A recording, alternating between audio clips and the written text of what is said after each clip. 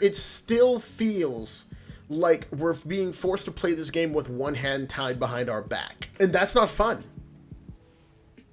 This was more than just like a simple ball drop for Bioware. This was like this was a colossal screw up for Bioware. When this last expansion, it's less, dude. It wasn't even really like expansion is being so incredibly generous. It's not even funny. It was seriously just like a patch. Let's be honest. It was just like a freaking patch. Exactly. The elevator's out of order. Don't use it. BioWare. Nah, it'll be fine. That's exactly what it was like, though. It was like it was like, hey, the freaking elevator's out, but we're gonna pretend like that's not it's not dangerous we're just gonna pretend that it's not like an issue at all. That's really what it was. There was there was so many things that were exacerbated by this expansion rather than fixed. Barely helped with the stagnation of the game. It barely helped. It didn't help with the absolute feeling of emptiness. This feels like the sequel trilogy era for Star Wars: The Old Republic. It's sad. Except no one's trying to murder each other yet. No one has what is it? Resorted to personal attacks, calling people horrible names just for the sin of not liking the expansion at all yet. At least not yet. At least not from what I've seen. See, like here, I want to start from relatively the beginning, like because like I had lots of hope for Star Wars: The Old Republic. I really did. Let's be completely honest. If we could say the delay was due to the expansion of Final Fantasy XIV, and still hold out for expansion release date in February, but what we got was an embarrassment. Really, you want horrible names? Kira is not best girl. Well, she's not. It's just a fact. Kira Carson is top tier, not S tier. I know that's probably a hot take. It's probably a stupid hot take, but. Kira Carson is not my favorite. She's really good though. She really is. I really do like Kira Carson. She's just not my favorite. But when you're talking about the expansion, like you have to. Let's start with the big issue here. Like Bioware really tried to. They kind of bait and switched us. They really wanted us to think this was going to be they thought this was going to be like not even like a monumental expansion. They thought this was going to be an expansion of substance. Then with the cinematic like that, I know some people probably thought we were going to get something that was on the level of Knights of the Fallen Empire. I wasn't expecting that. I went into this expecting Rise of the Hutt Cartel at the very least.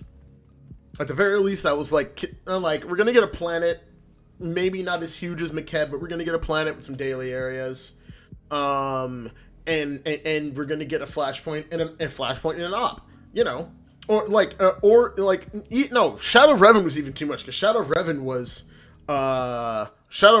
was 2 planets. We got 2 planets with Shadow of Revan. I wasn't expecting 2 planets. I was only expecting 1. I was expecting Rise of the Hutt Cartel. That's it. I was expecting McKeb, a flashpoint, and an op. That's all I was expecting. And we got so under that.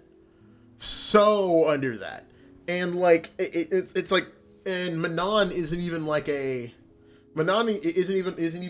we can't do anything else with Manon. Like it's not even, it doesn't even feel like we got a full planet. We got a new area. We have a new area of the planet, but I mean like it wasn't even, it was almost nothing. It's really ridiculous. And I'm kind of losing my train of thought, but it's like McKeb, Hey, Dr. Pepper, thank you for the reset for 15 months, dude. Yes, I am cringe. I've always been cringe, and I'm never going to stop being cringe. Everything about me is cringe. The fact that they even put Manon in was a first red flag. They advertised it as a new area as if we had forgotten we could already go there. Have 2 flashpoints and a stronghold. That's very true. We have Depths of Manon, which is a Manon, and we have a flashpoint and a stronghold, and I never even thought about that. They advertise it as a new area, but like, see, thing was when they said new area, I was expecting them to add to what we have. Like, I was expecting Manon to be to turn into an actual planet we can go to, like every other planet. And in their defense, we kind of can, but there's like almost nothing there. It's like what is the point of going back there? What's the point of going back there if there's nothing there? Even McKeb still has dailies. That's what's really annoying about Manon. And the other major thing that's annoying about Manon is that it has nothing narratively. It has nothing to do with that cinematic we saw. What does Manon have to do with whatever Malgus is doing? And if anyone can tell me what Manon has to do with anything Malgus is doing, I'll retract my statement. Because Manon has nothing to do with it. They don't even mention Malgus anywhere on Manon. How the heck did we even and I'm speaking as an Imperial player. I want to go through.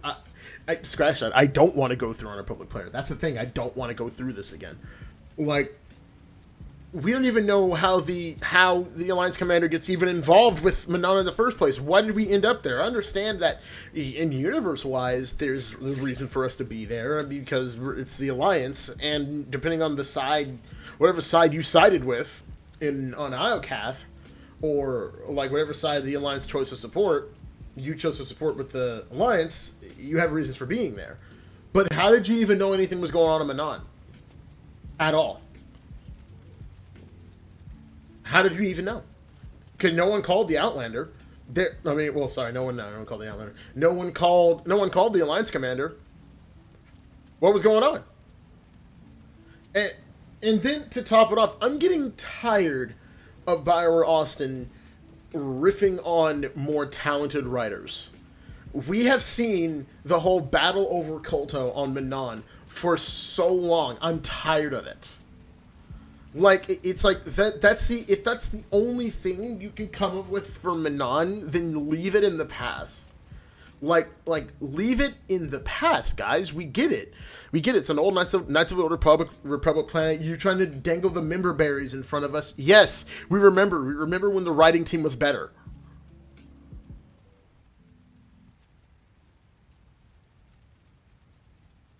I know you. I know you agree, right? It's fantastic.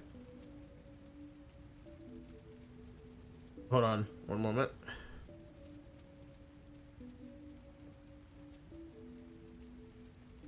Charlie is requesting to speak. Charlie, I'll let you speak in a minute. Kill out. Welcome to the chat, man. But by the time I was done with Manon, I was like, it's freaking useless. It's a useless planet. I know you don't have any idea what I'm talking about, and you just got here. You haven't played Star Wars: The Old Republic for years, so. But that's what I'm on about. I'm on about SWTOR, like always. So the trailer we got had nothing to do with Manon, so I have no idea what the hell we're doing there. It makes no sense. And then by the time we get to what it's been a good 8 years, since I was living in Tucson. That's when the last time you played it.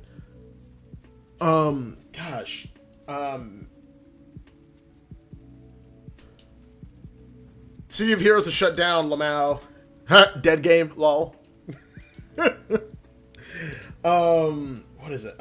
So by the time we get to Elam, which is the planet it's the Flashpoint, but it's the planet that huge cinematic trailer that they dropped for that they dropped for Legacy of the Sith. No, it's not Elam. It's Elam. E-L-O-M. Elam. E-L-O-M. It's Elam or Elam or blah, blah, blah, whatever. It sounds similar. They released a trailer for it. They released a trailer for the expansion, and we're thinking that this was going to be. I know, right? It's weird. We like the trailer makes it think that this is going to be like this is like the main part of the expansion, and it's not. Oh god, my headphones are dying. Hold on. No, don't die on me. There we go. It's not even. It's the Flashpoint, which I'll get to the quality of the Flashpoint in a minute. But we literally get the trailer that's basically just an advertisement for the Flashpoint. We get done with the Flashpoint, and literally the end of the Flashpoint takes place. It's the end of the Flashpoint ends at the end of the trailer. It's the weirdest thing ever. And then once you finish the Flashpoint, the expansion's over. We got 2 hours of content. When I was going through it took me 3 hours.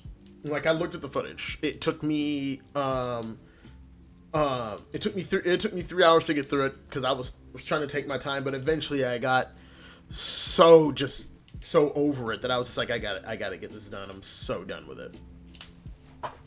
But so we got like 3 hours of content for basically $15 because you had to sub to get the expansion. Which if they had charged for the expansion, I would have. Oh man, would I have been angry? I would have been so incredibly angry. Listen, Bioware, you can't like. This was like the most aggressive bait and switch that Bioware has ever done with an expansion, and I can't even find the words to say about it because it literally was so upsetting that it made me want to uninstall the game. Like, by the time I was done, I was like, I wanted to uninstall. That's how bad it was. And there's been plenty of bad things in Star Wars: The Old Republic for years. Like a lot of people will say that Knights of the Eternal Throne and Knights of the Fallen Empire is pretty bad. Story-wise, I don't think they were bad. I mean, were they stilted and kind of not that good? No, they weren't that good. They were not that good, and I can admit that. But do I think that they were as bad as Legacy of the Sith was? No. Like, I'm trying to think of something in this game that even could have been worse than the way Legacy of the Sith turned out. And the only thing I can think of, I don't know, maybe Kuat Drive Yards. But I liked Kuat Drive Yards. I don't even think Kuat Drive Yards was that bad. And that was just a flashpoint. But the flashpoint had like rotating floors and 3 different bosses and loot associated with it, which was interesting. At the very least, that was interesting. I'm trying to think of another patch in this game that could have been close to being as bad as this, and I'm seriously struggling to think of anything.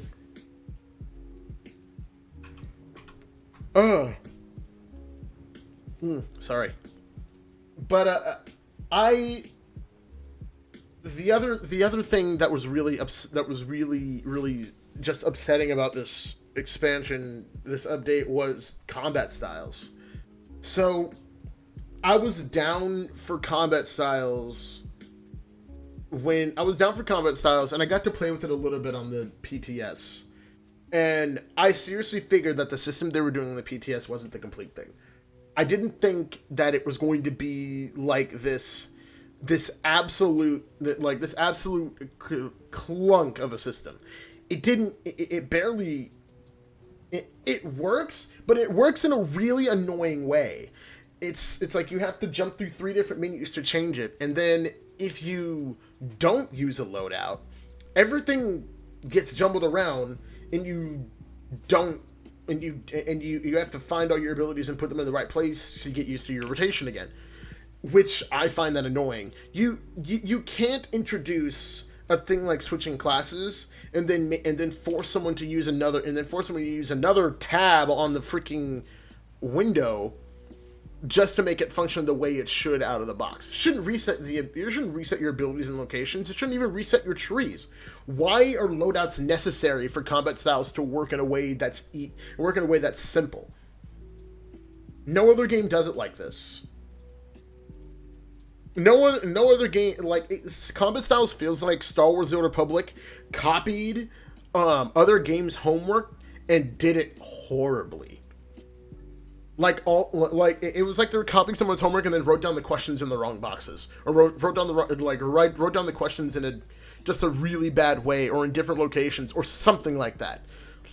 It's like you can't. It was like they didn't get it right, and they had so many models to follow. The Guild Wars 2 route would have been sick if your way of combat changed depending on the weapon you had equipped. Yes. Especially, that would have been easy. Like, you equip a double-bladed lightsaber, and your fighting style changes, your abilities change. But the thing about it is, the only reason it works with Guild Wars 2 because they don't have a lot of abilities. It'd be a little bit more complicated with this. Like, I understand where you're going. I'd be totally down for it, but I see why it would be harder. I see why it'd be harder to do that. But, if you're going to open up the force trees like they did, you need, and you want to be like, oh, you can do whatever you want. Don't have us have to choose two. Don't just, be like, oh, okay, you can, choose another combat style.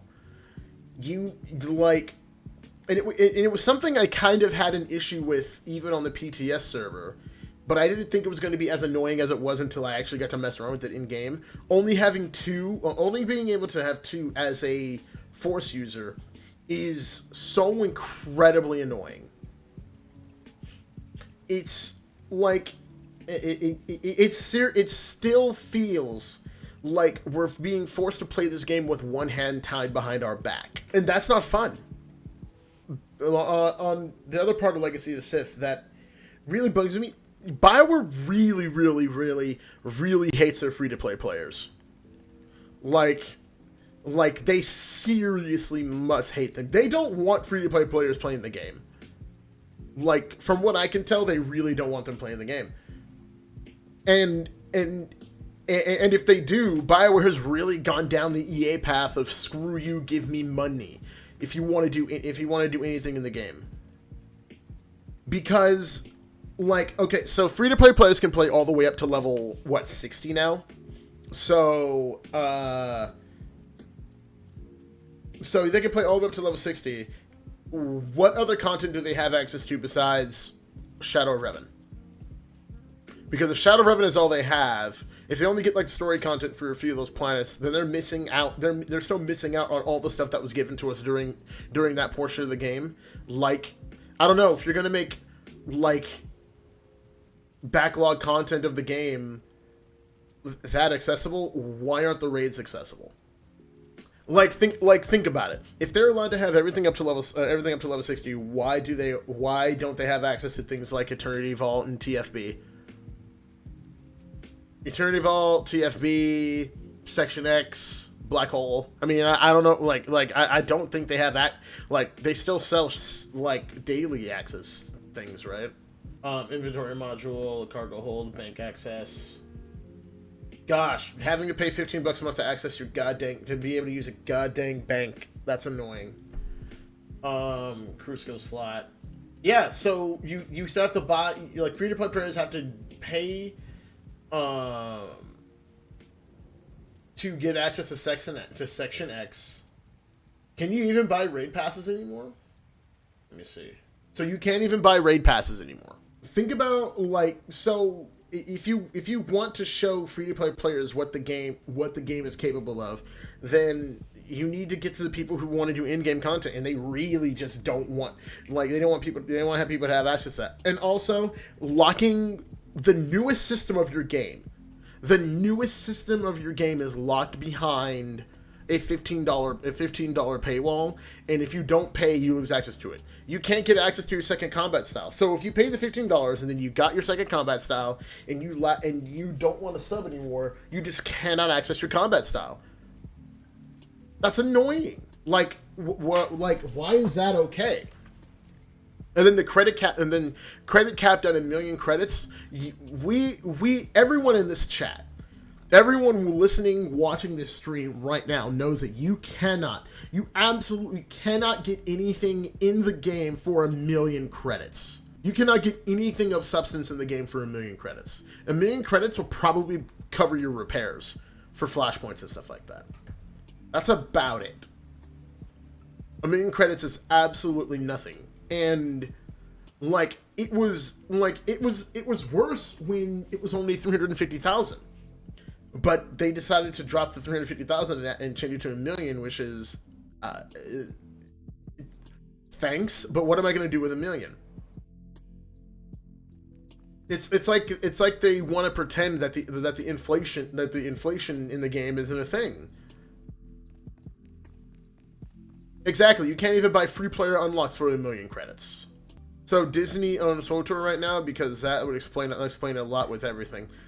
Well, like Disney, EA is, this is still EA's game, and it preludes the contract they had with Disney. So Disney doesn't really, I don't think Disney really has any say in what goes on with this game. Maybe Lucasfilm, but I mean, like, as far as they're concerned, this is stuff. All this stuff is Legends anyway, so who cares? Yeah. SWTOR's expanded universe, which, you know, I consider EU canon, so I don't care what anyone says. I don't care what a $1 billion company says.